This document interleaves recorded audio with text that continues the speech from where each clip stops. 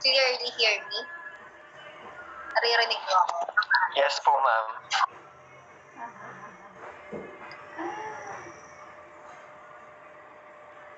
Now, for today, we will expand our discussion on the definition of culture before we go to the an aspect of political culture and cognition. Okay, before Mirabel starts her report, I want you to understand completely what a political culture is. Oh, ayan. Wait a second. Ang dami. Okay.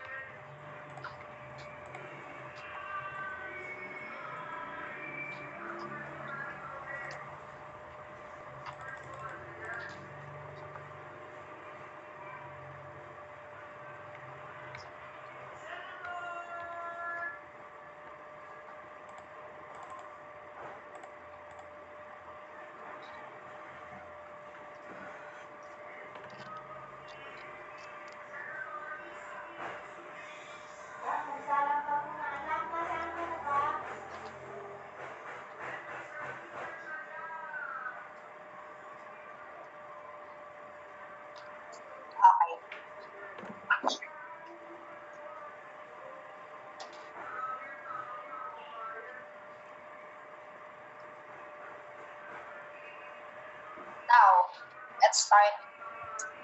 Last time we have discussed the book of Almond when we speak of the definition of political culture class. You remember? Natatandaan nyo? When we discussed the concept of political culture, I was mentioning of Almond, the author of our book. Anyone? Meron ba akong kausap? Yes po, ma'am. Yes. Ala ko wala akong kausap eh. Anyway. The term political culture was first used in 1956 by Gabriel Almond. Now, ang sabi niya, every political system is embedded in a particular pattern of orientation to political action. So, kung i-analyze mo, a political culture is based on a current political system or on a respective political system. So, walang magiging reaksyon ng isang tao kung wala naman siyang walang pine-pertain na isang particular na political system. Yun yung sinasabi niya sa political culture. Now, there are 2 points with respect to political culture according to Almond.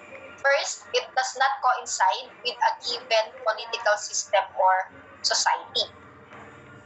Hindi porket democratic yung political system, ang political culture na daw or ang orientation with respect to political culture is likewise democratic. It's not it. Okay? So, it does not coincide or hindi siya parallel dun sa political system or society. And it's not the same thing as general culture, although they are closely related. So, kung hindi siya the same thing as general culture, ano siya? Anyone? If political culture is not the same as general culture, then what is political culture with respect to general culture?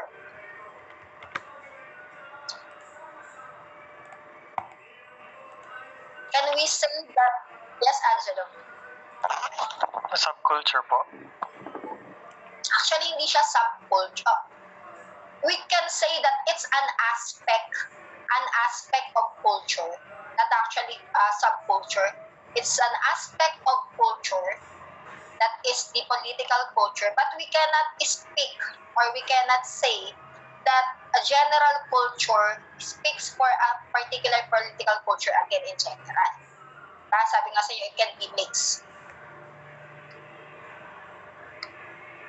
Now, inspiration from Almond's work came from sociologist Talcott Parsons, who divided political systems into closely related political structures. Ano ba yung political structures na yan? The first structure is the political structure or the political action pattern. And then the second one is political culture, the psychological orientation of political action. Ma'am, bakit parang psychology or related sa psychology yung political culture? Bakit po parang related sa psychology yung subject natin about survey of political culture? Political science po kami, hindi po kami psychology. But we can actually relate to that because when we speak of action, when we speak of reaction and interaction with respect to a specific political structure, kasama dyan yung cognition. Yung cognition, yung knowledge mo about a particular subject and how you perceive that particular subject. So, when we speak political culture class, hindi natin pwedeng ihiwalay yung political psychology dito. Okay? Yung political structure, yung subject, or yung action, or yung pattern ng politics, and yung political culture, that is the reaction. That is the reaction or the perception of the citizens over the same. Kung mapapansin nyo, the same siya dun sa definition na ibinibigay sa atin ni Albert. Kasi dito niya kinuha yung inspiration from Talcott Parsons. Okay? Napakarami, as I previously mentioned, napakaraming definition na ibinibigay sa atin ng political culture. Sobrang daming definition ng political culture na iisipin nyo alin ba dito yung tama or alin ba dito yung totoo. At bakit po kailangan nating aralin yung maraming definition ng political culture. The first set, ito yung set na pinigay sa atin ni Alma. Set of political attitudes, beliefs, and emotions of a nation popular during a particular period. It is formed as a process of history as well as the current social, economic, and political activities of the nation. Sorry, I stand corrected. Hindi ito yung definition na binigay ni Almond, but it's the definition given by Deng Zi in his book. Now, maganda tong definition na to. Kasi dito sa definition na to, nilimit niya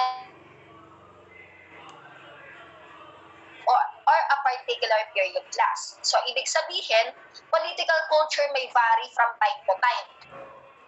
Okay? Political culture may vary from time to time. So, ibig sabihin, possible na yung nung time ng martial law, iba yung political culture kesa sa time natin ngayon. Okay? Kasi this pertains to beliefs, attitudes, beliefs, and emotions of nation during a particular period. So sabi ko nga sa inyo, as politics is present history, history is past politics. Ito yung formation process ng ating history. Kasama dyan yung social, economic, and political activities of the nation. Right? Now, we go to other definition. Political culture influences the behavior of those acting in political role, namely their political demands and reaction to the law. That is the definition of Almond. Now, when we speak here, class of political role, it does not only speak of politicians. Remember, each and every one of us is a political actor. We do have specific political roles in the society. So, kasama dyan yung behavior ng every citizen. Okay? Hindi lang pinag-uusapan when we speak of political culture, yung behavior ng politicians or behavior ng actors in the that has the spotlight, di ba? But every inch or every individual taking part in the politics or having political roles, kasama dyan sa pinag-aaralan sa political culture. That is according to Art. Now, according to Pai, na ano ka na lang yung last name ng mga sociologists, ha?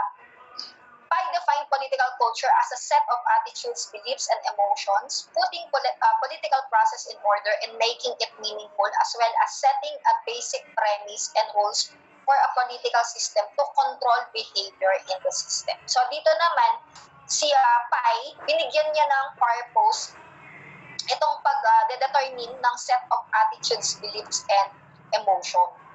Bakit kailangang aralin or bakit kailangang malaman itong set of attitudes and beliefs na to in making meaningful as well as setting a basic premise on the rules for a political system. That is a manner of controlling the behavior of the citizens. Kung paano mong makukuha yung magandang approval or kung paano nakukuha yung disapproval ng system will depend upon this sets of beliefs and emotion, this set of attitudes, this kind of political culture. So ang interpretation ni Pai, kung ganito yung klase or if this is a specific political culture, you can actually expect something na ganito yung kakalabasan out of this. And kung kabisado mo na or kung alam mo na yung variables ng political set of attitudes, beliefs, and emotion, you can probably formulate or you can probably set a standard of formula kung paano mo makokontrol yung behavior. Example, ito mga Pilipino, when we speak of our political culture, our political culture kasama yung pagiging expressive. Diba, sinabi ko naman sa inyo, when we speak of political culture, hindi ito yung political ideologies. Bilang nalilimit dyan yung political ideologies. But our attitude towards politics are, lalo na sa age ngayon, somewhat expressive. We tell everything we want with the internet, on social media, we tell everything we want. So anong purpose ng mga ginagawa ngayon ng mga candidates for you to be able to control your behavior? Actually, magandang aralin yan. Yung hashtag Lenlen ba, sa tingin nyo, nakuha nila yung end na gusto nilang kunin out of that, ano ba yun? Hindi ko naman masabing commercial, hindi ko rin naman masabi, out of that propaganda. Definitely, it's a propaganda. Nakuha ba nila yung premise nung gusto nilang mangyari out of that propaganda? If not, then they did not actually take into consideration our political culture when they introduce that particular propaganda or that particular issue. Kasi definitely it will gain kahit sino, it will actually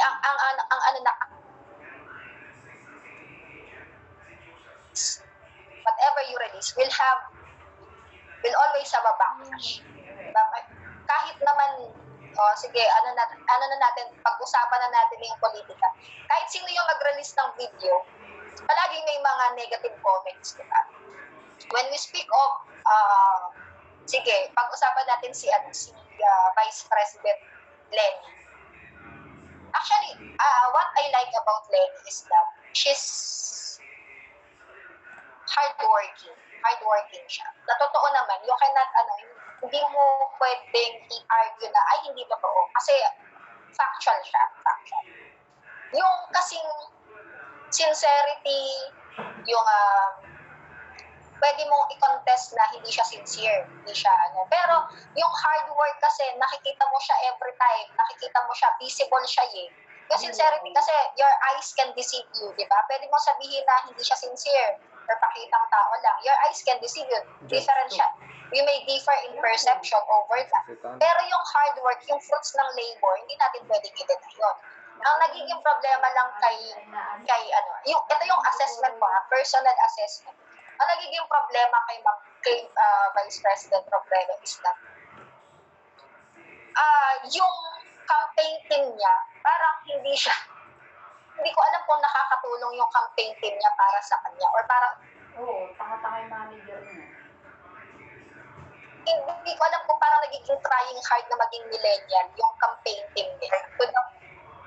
Ma'am, may explanation po siya doon actually. Isang Anong explanation? Sige, paki-explain nga sa akin kung ba't siya gumagano. Yung mga ganun po. Kasi po, there was a debate po na inattendan niya na tinanong siya bakit nga daw po parang may mga supporters na rin na nagtataka bakit daw po ginagawa yun ni Leni or what. Yung sa paghahadukin daw po niya is actually, pagsasama-samahin ko na po, it's a way of of showing gratitude daw po sa mga tao na sumusuporta kasi sa kanya. Kasi alam naman po natin, yung campaign niya is not really by the people. It's through volunteerism. Hindi naman po siya talaga totally yung nag-aano ng campaign niya. Actually, ano naman, nabasa ko din yung article na yun. Kaya lang kasi, ang sa akin din naman, parang you can show gratitude. You can show gratitude to a person's natural without actually being, alam yun, parang trying so hard. Ganun. Parang nire-request daw po kasi sa kanya most of the time yung kunyari po, yung pagsuot niya ng kimono. It's from Japan. Wala naman ako actually yung sa kimono, wala naman ako problema doon. Ang ano ko lang yung, there are certain acts na parang kung ipapagawa sa iyo yun, Paano pa siya igagalang? appropriate ba or hindi ba ako magmumukhang ano dito? Hindi ba ako magmumukhang, hindi ba awkward to para sa akin? Kaya lang sabi ko nga, parang yung judgment ng team niya, baka inano na niya masyado yung judgment dun sa team niya when it comes to campaigning. When it comes to campaigning. Ang feeling ko, nakabacklash din yan sa kanila. In my own opinion, it does not help. In my own opinion, Kasi, yun lang yung naiya tuloy sa kanya, yun lang tuloy yung naibubuta sa kanya, yung mga memes niya. Other than that, wala namang masyado. Hindi niyo pansin?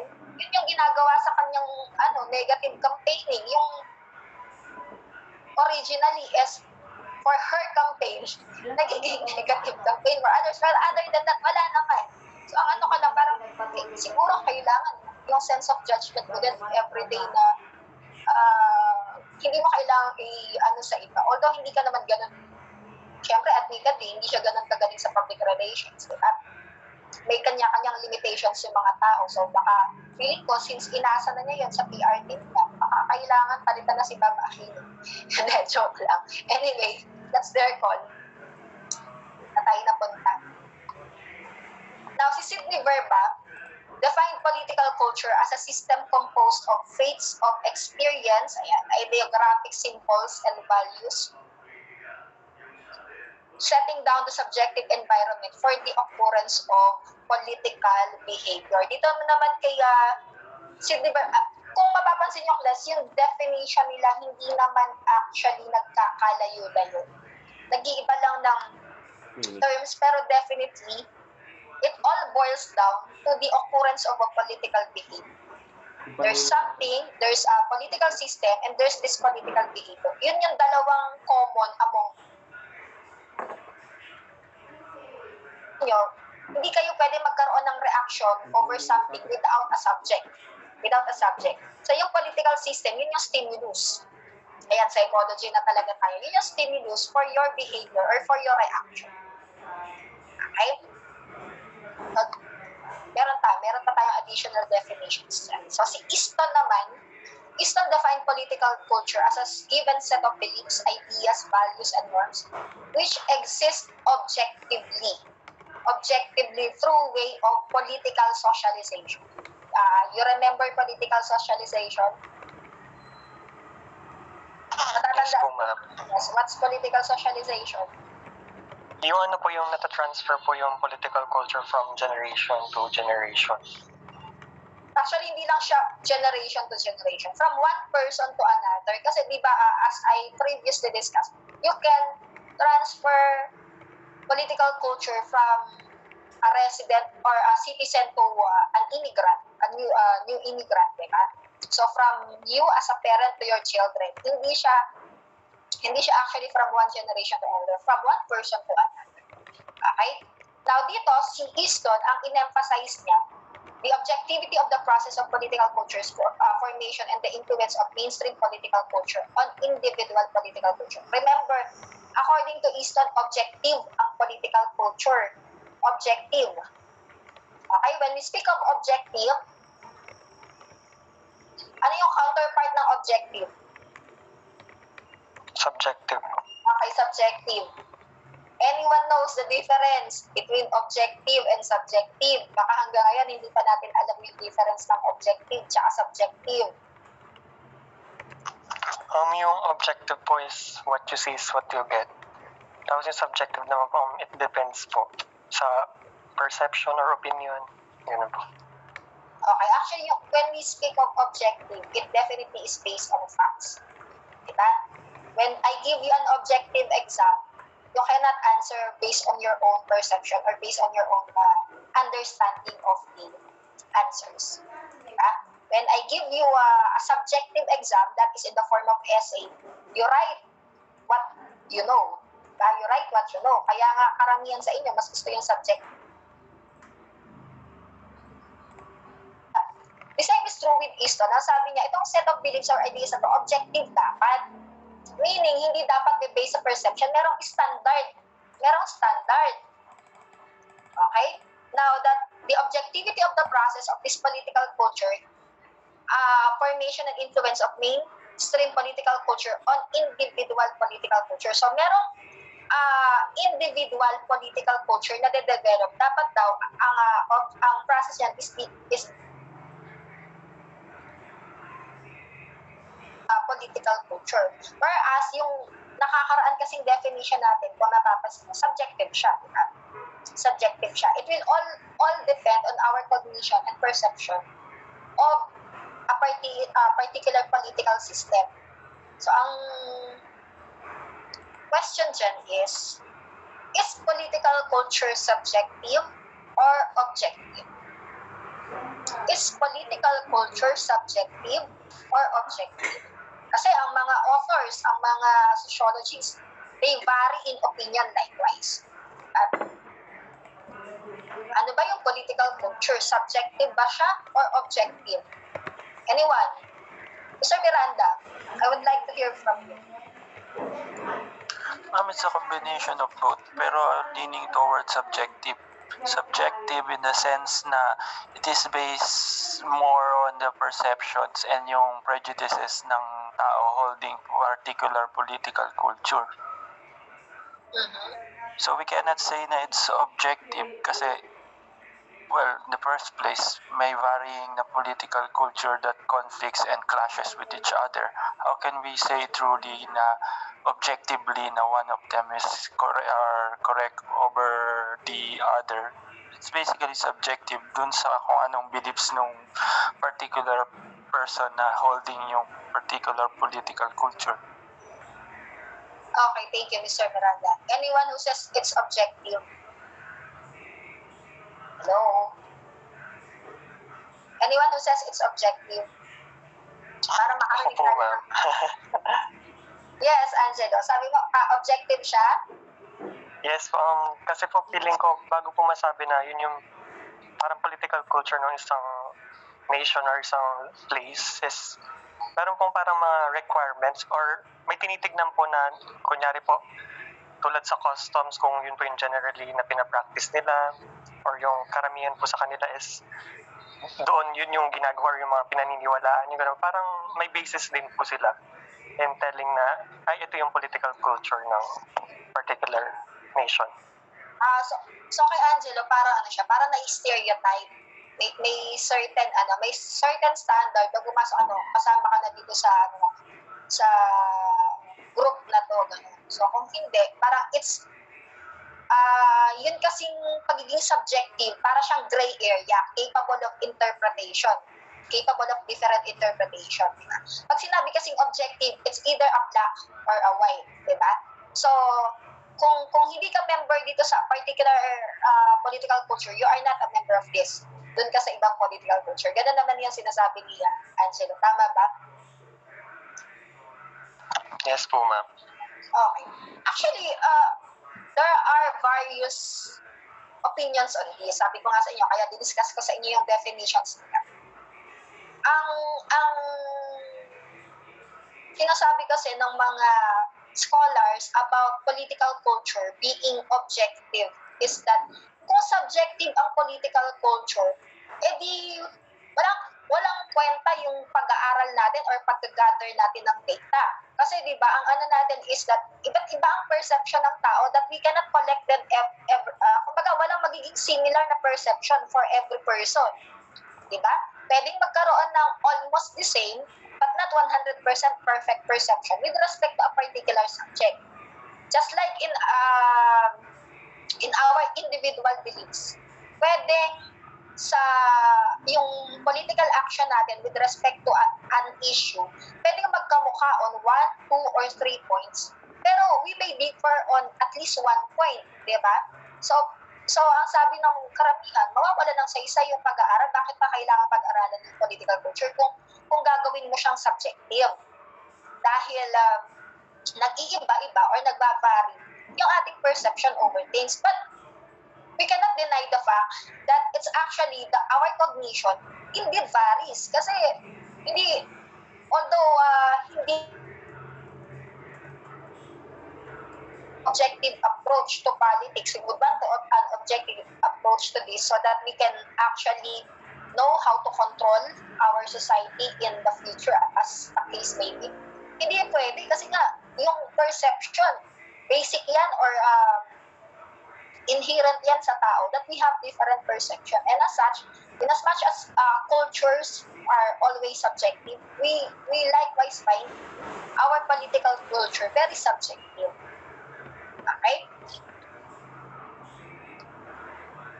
Now, political culture versus political system. Kanina sinabi ko sa inyo, di ba, na political behavior and political system are part and parcel of our political culture. So, wag kayong ma-confuse about these two terms kasi itong political system affects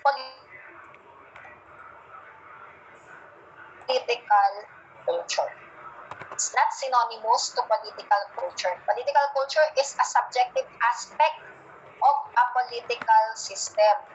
In this sense, it forms a contrast with the political system.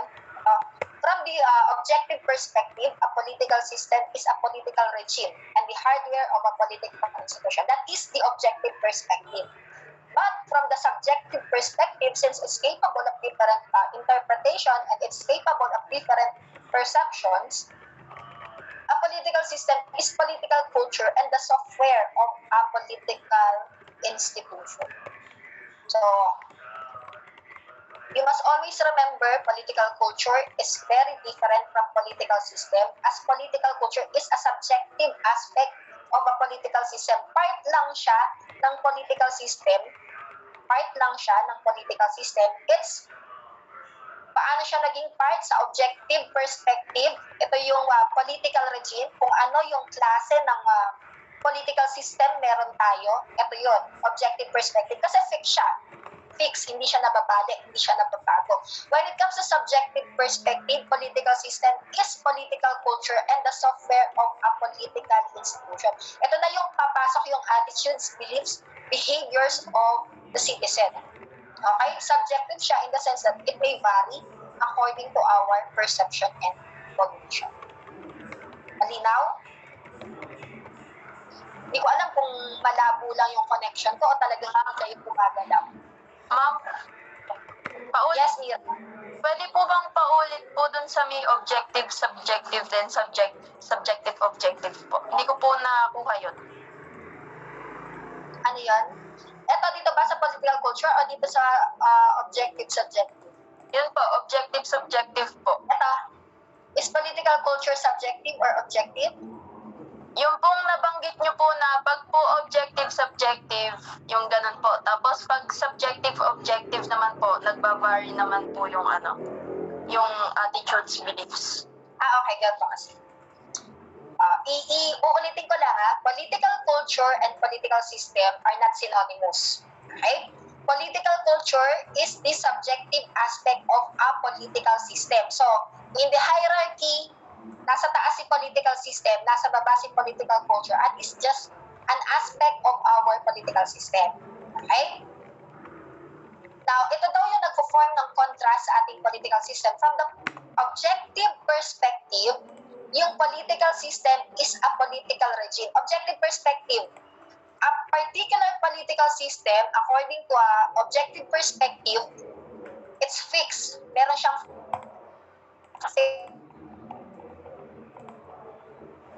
sinabi ko sa inyo, a political culture does not coincide with a political system. Hindi porket sinabi natin na democratic yung isang political system or a particular form of government, we can necessarily say na parochial ito or participant form of political culture ito. Diba? So when we speak of political system as objective, in the objective perspective, fix yung definition niya or fix yung characteristics niya. Okay? When we speak of subjective perspective, ang political system na it turns into political culture. Bakit? It varies. It varies because it will be based now on perceptions. It will be based on our and responses to the political system itself. Okay? Malinaw na? Okay na po, thank you po. Okay. Political culture, although we mentioned po earlier that it was used in the 1950s by Gabriel Almond, the concept was not proposed until after World War II. Actually, parang na-mention ko na sa inyo ito last time. Tama, no? And only since that it has made significant contributions to political theory. Pero, in as much as we have heard political culture in 1956, hindi siya actually first time ginamit. So, sabi nga ni Blackwood Encyclopedia, political culture is a fairly new term for an old concept because as early as Aristotle's research, although yung specific term na political culture hindi mina-mention, it already speaks of political culture. It already speaks of political culture in a way.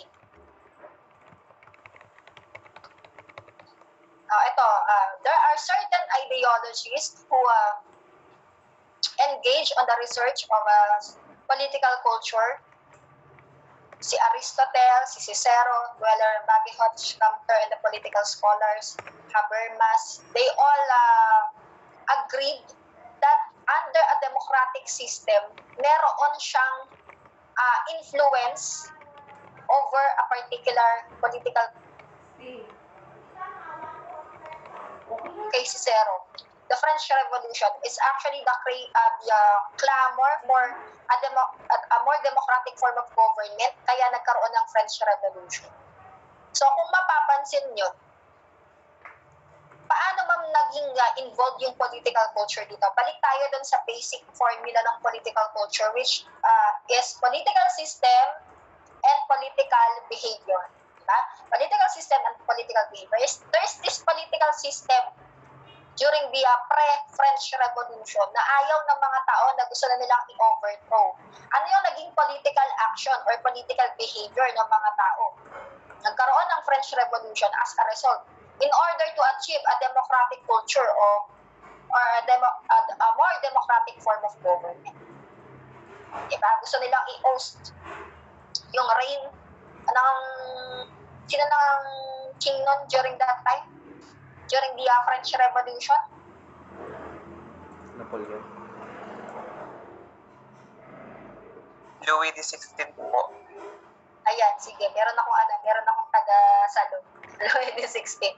Now, as well as in other period in history, kasama dyan yung political culture. Although, sabi ko nga sa inyo, political culture was not yet being mentioned as the term political culture. Okay? For Mosca, something exists that is called political formula, which can be used to prove the legitimacy of a ruling class, and it's precisely because of this formula that common ground can be reached between the ruler and the ruled. Amy Charles naman, he believed that there exists a kind of instinctive greed towards power in human nature. And moreover, that the desire for control is universal. Actually, we can possibly agree to that na yung instinct ng for ayoko naman sabihin greed, mas appropriate yung instinct for power or the hunger for power. Yung hunger na yan, it will depend on your cup. If you continuously pour on an empty cup, or you want your cup to match appropriate na term para doon, umapaw, di ba? Now, therefore, the management and strategy is stimulated out of an organization. It's totally dependent upon mentality. Ito yung sinasabi ko sa inyo na always, palagi, ang basis is the mental factor or our cognition. A certain mental factor towards leading arises when the people's desire for power is not satisfied. A certain mental factor towards leading arises when people's desire for power is not satisfied. So, balik tayo ulit dun sa basic concept natin. Merong particular political system that a certain or a group of people or the citizens are not satisfied, so that there's this mental factor that arise out of people's desire for power. Okay? Now, regarding the rule, especially civil service officials, they fear the ruler due to long-time survival under a certain leadership, their gratitude for some favor or some other mentality. Ayan yung pay homage. Sa atin, ang equivalent yan, utang na loob. Diba? Now, kay Pareto naman, Pareto also attached great importance to research on political rule in terms of the aspect of mentality. Again, aspect of mentality. So when we speak of political culture, we cannot stay away from cognition. We cannot stay away from cognition. We cannot stay away from psychology action. Maganda tong discussion ni Pareto. Pareto also attached great importance to research on political rules in terms of the aspect of mentality. Although high achievements have been made in economics, Pareto also noticed that many problems could be solved by Ito, Pareto believed that if the action, objective, and the method to achieve the objective are available, then the action can be called a logical action under the guidance of reason. Ito yung next part, matutuwa ka. However, many non-logical actions exist in human behavior. Na totoo naman, i-assess nyo individually. Meron kang mga ginagawa, di ba, ang karamihan, when you do some things, you do a thing for a specific purpose. A specific purpose. Nag-aaral ka, gusto mo makatapos sa pag-aaral, gusto mo yung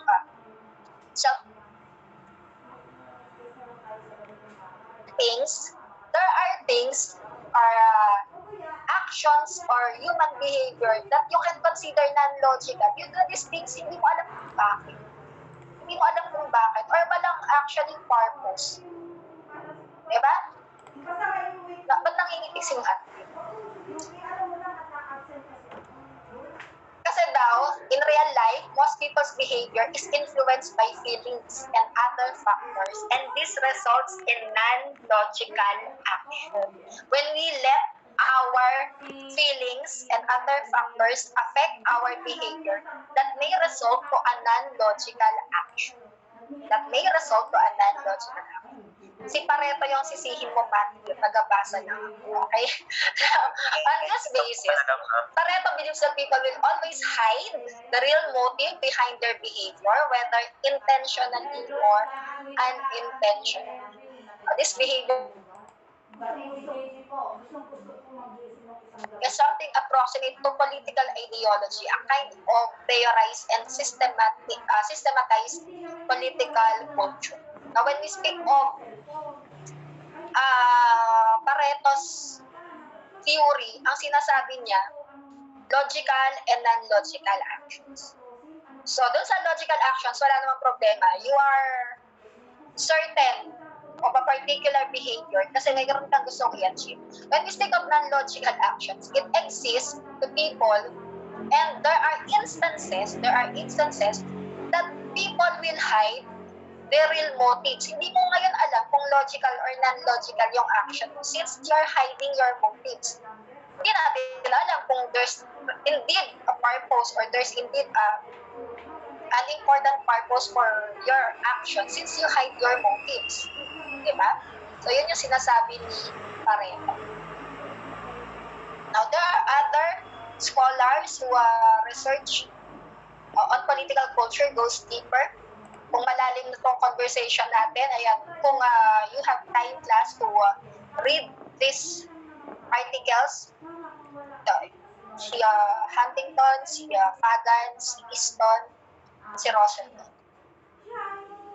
Now, under the impact of national choice, si Mark's case naman believes the study of political culture, ito yung negative. Hindi naman lahat ng sociologists or hindi naman lahat ng writers or authors support the concept of political culture. Ang sabi ni Mark's case, he believes that the study of political culture is just an empty promise.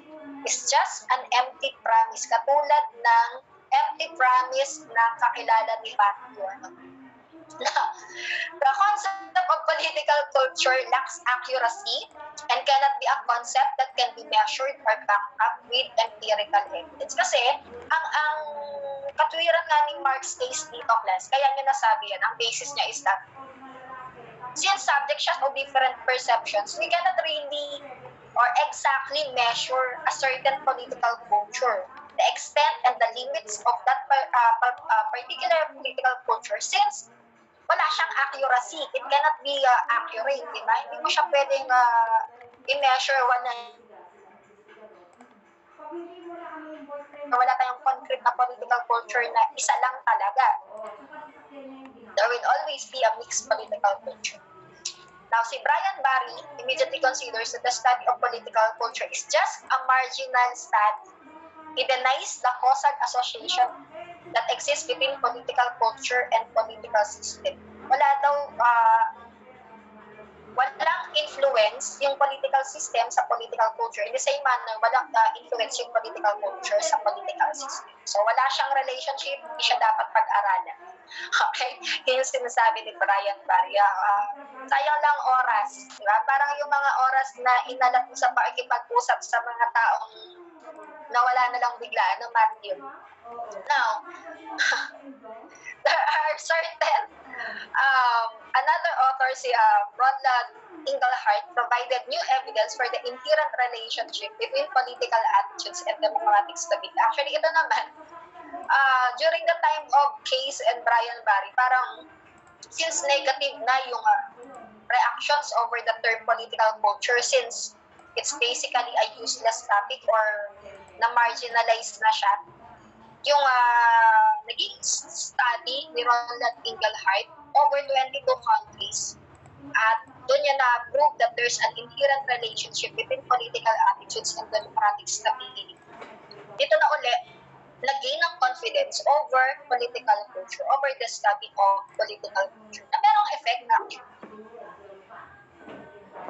Now, Putnam reproved the coherence between political culture and governmental performance by an analysis in social faculty in Italy. Now, Putnam emphasized the feelings of civic organization that further enrich the study of political culture in some degree. Although citizens in a civic organization are not selfless saints, they never consider the public sphere as their battlefield to personal benefit.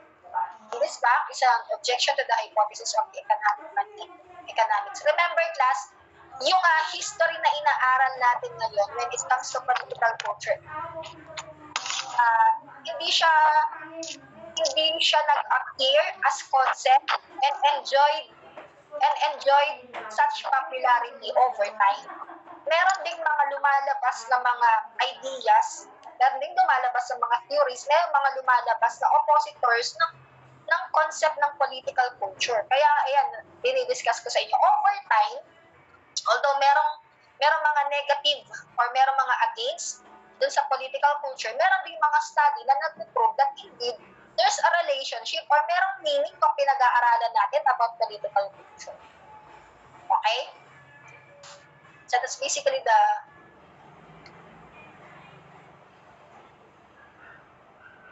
Dubsky brought up political culture again from the perspective of preference in a speech given to American political science. 1987 na tayo. That advocated that political culture should receive due attention. Now, Almond, balik tayo kay Almond, in 1993, the study of political culture has gone back to the field of comparative politics once again, along with the efforts of Harry Eckstein and others. The study of political culture earlier, hindi ever since na nagagamit yung term na political culture, nag-progress na siya into a thought or a political thought over time. There are instances or there are specific period when there was question on the importance or the significance of the study of political culture. Na-revive lang siya in 1993 when Almond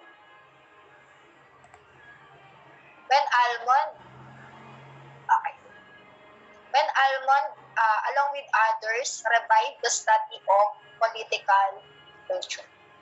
Now, paano natin nasabi na comparative or part siya ng comparative analytics? We study political culture. Hindi natin pwedeng pag-aralan yung isang specific political culture without actually comparing it to other type of culture. At meron tayong basis or meron tayong point of reference. Now, part siya ng comparative politics. Meron na kayong comparative politics, no? Meron na kayong subject na comparative politics. Tama? Last sem po. Last sem. Di ba ang purpose or isa sa mga pinag-aralan nyo about comparative politics, hindi naman kayo nag-rely sa isang particular na form of government or sa isang particular na bansa. Di ba? You have studied at least siguro, minimum siguro when it comes to comparative politics, at least 5 or 6, no? Tama? At least 5 or 6. Kasi yung point of reference, it differ and hindi nyo makukuha kung isang particular na political culture lang or isang particular form of government lang when we speak of politics, yung aaralin mo. So, once and for all, na-revive siya as part of the field of comparative politics. Now, si Jackman and si Miller also wrote that no such systematic relation as people imagine existed between political culture and economic performance. Ito, meron pa rin siyang, kumbaga, oppositor.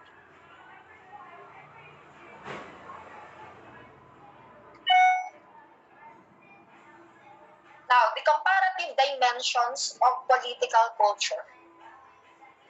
We have the traditional and then the modern dimension. When we speak of traditional dimension, ito yung pag-inaral natin yung by countries. The political culture of the Philippines, the political culture of China, the political culture of the United States, and so on and so forth. We compare the dimensions based on countries. That's when we speak of traditional comparative dimension. Okay? When we speak of modern comparative dimension, we speak here of any other dimension aside from geographical location.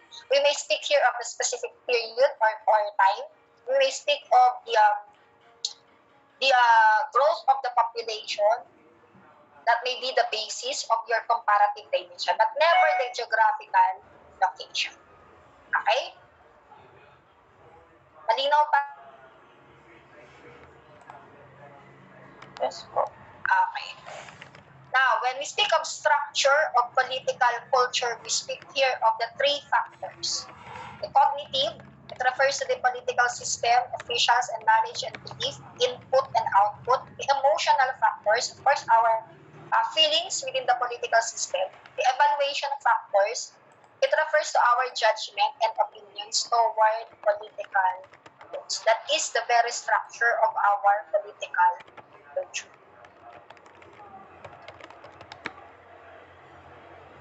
Now, there are 3 main representative understanding. Paano mo ba naiintindihan yung political culture? There are 3 main representative understandings of our political culture. Of course, we have the broad sense, the medium sense, or the narrow sense. When we speak of the broad sense of our understanding of political culture, sabi nga sa inyo, we cannot stay away or we cannot limit ourselves from political psychology, kasama talaga siya. Political psychology, political thought, and political system. When we speak of the medium sense, kasama lang dyan yung political system, political psychology, and political thought. When we speak of the narrow sense, we only speak of political psychology. This view is unusual within the political system. It's included in the political culture, but the view also emphasizes the relation between political culture and the political system, which is of a certain enlightened man. Now, when we speak of different views, individuals may have different understanding of political culture. So, kung nasa broad sense yung understanding mo, or kung nasa medium sense, or kung narrow sense, it will depend on what aspect of political culture you know. Okay? When you are knowledgeable of political psychology, the political thought, and the political system, you comprehend or understand political culture in its broadest sense. Okay? When you speak of political culture as political psychology and political thought only, that is a medium sense of understanding.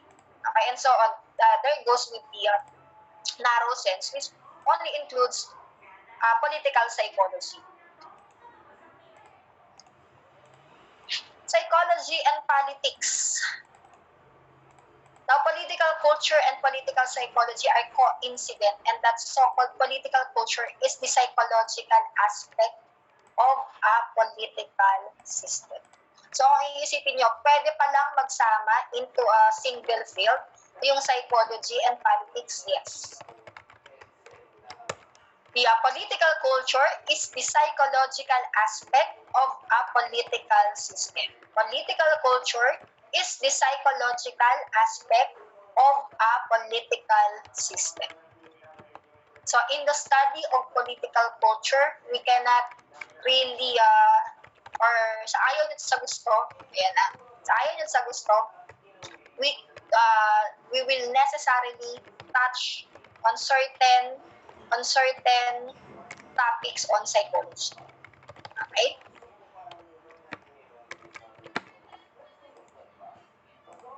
Excuse me for a while.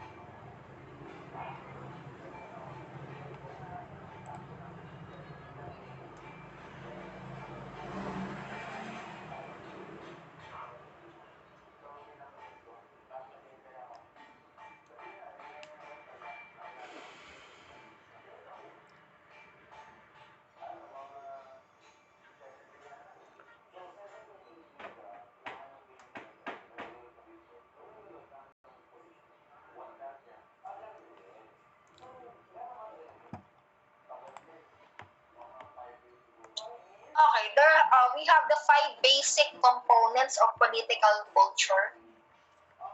We have the 5 basic components of political culture, that is political cognition, political attitude orientation, political belief orientation, political emotional orientation, and political value orientation.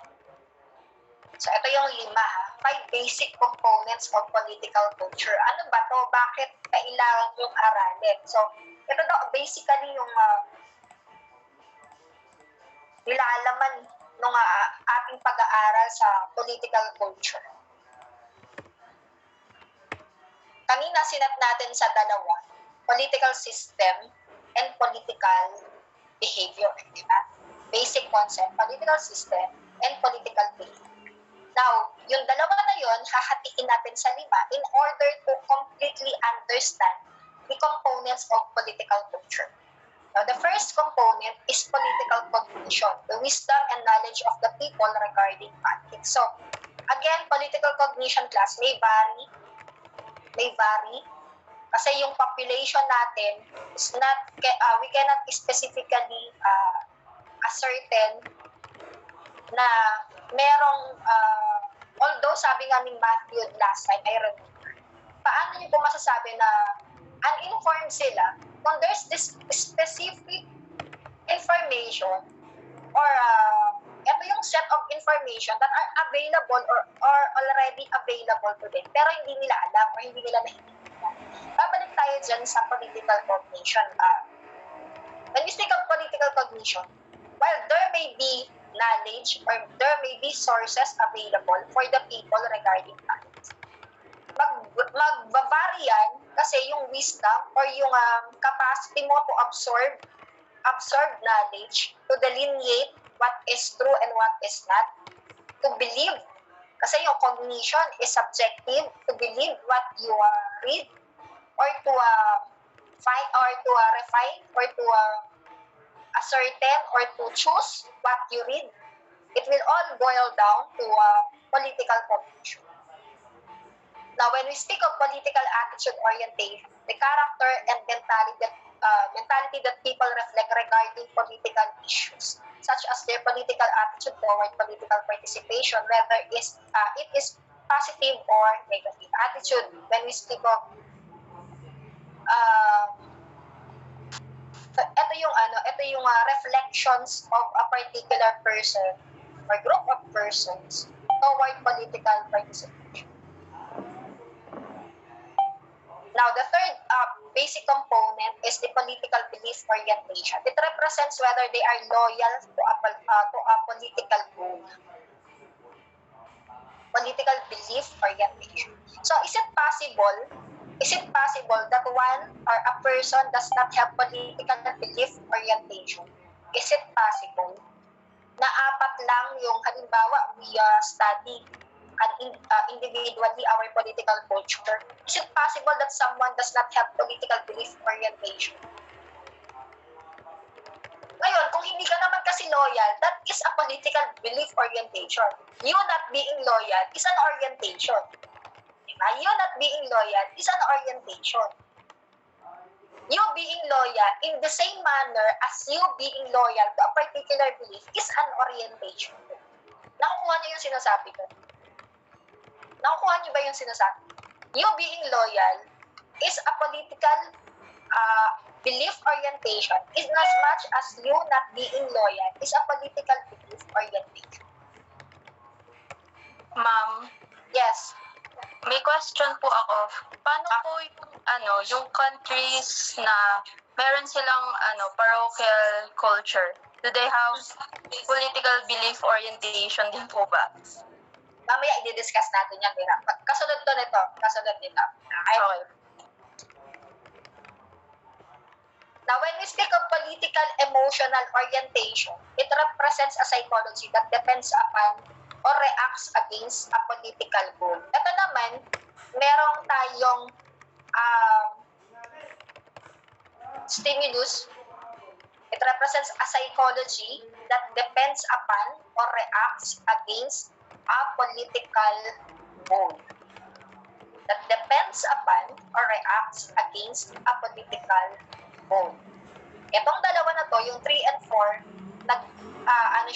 magkasama siya in the sense na merong political goal dito, and then dito naman, you will react either positively or negatively against a political goal. Sa number 5, political value orientation, the judgment and evaluation of a political goal. The judgment and evaluation of a political goal. Now, these 5 aspects of political cognition, attitude, belief, emotion, and political value are closely related to each other and have a contact method with a certain regularity, combining organically within a people, within a person, a nation, and a stratum. So, possible na we can actually study a particular political culture of an individual based on these 5 components. Now, yung 5 na yon, hahatiin pa uli into another basic categories. 4 basic categories: political cognition, political attitude, political value, and political ideology.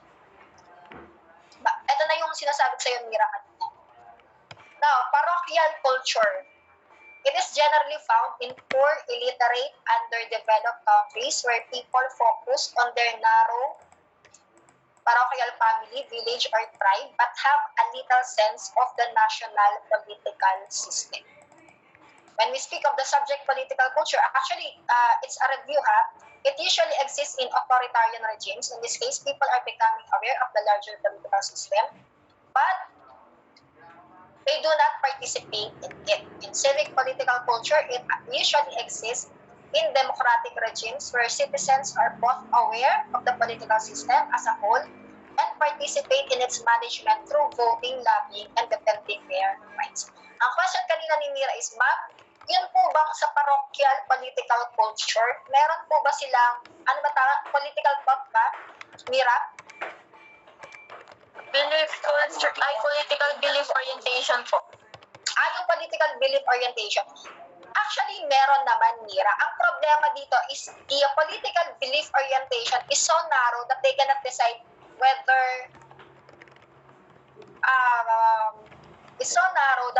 they cannot decide or they cannot actually have a specific goal or a specific belief to support.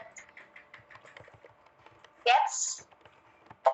So, meron pa rin po.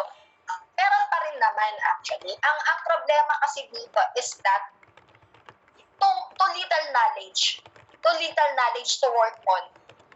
Too little knowledge to work on. So that wala yung sense of yung behavior na pwede mong i-expect out of that little knowledge is just so little. It's just so little na while merong aspect ng political belief orientation that may grow out of a specific individual or out of that tribe, at the early stage, nawawala na siya because of little knowledge. It's really dangerous. Wala naman kasi, or hindi naman really dangerous, a little knowledge that is not nurtured. That is not nurtured. It does not grow into, it does not ripen actually into a political belief orientation. Okay? Okay po, ma'am. Okay. May question pa tayo about parochial, subject, and civic political culture.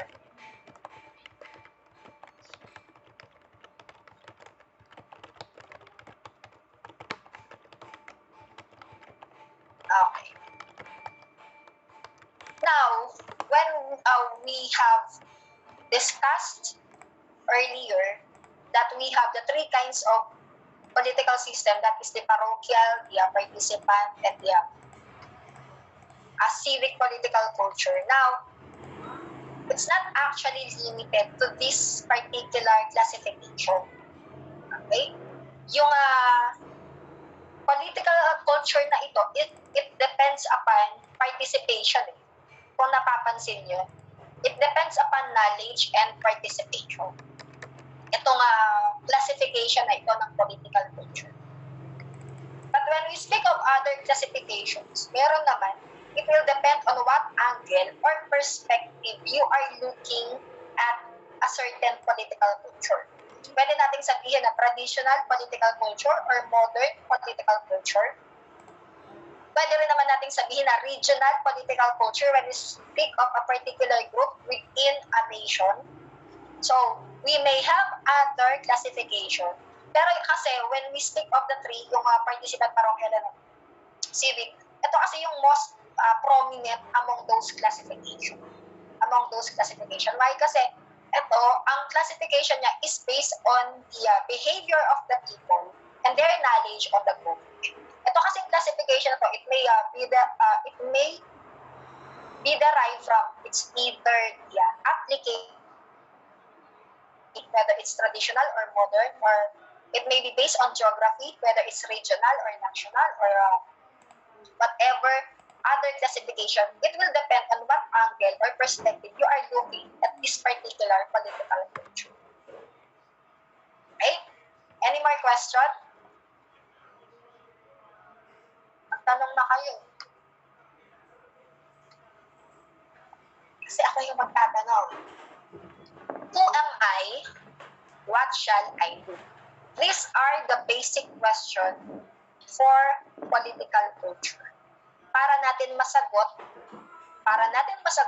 what particular political culture we belong, we must first answer who am I and what shall I. Kung sagutin mo, kung sino ka, marirealize mo kung saang society ka nakapilong.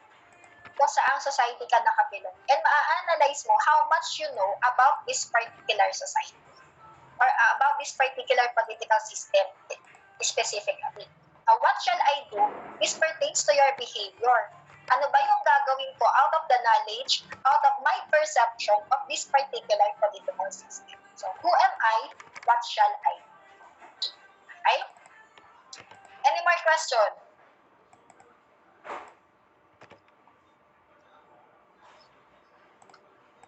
Okay, since wala na kayong question,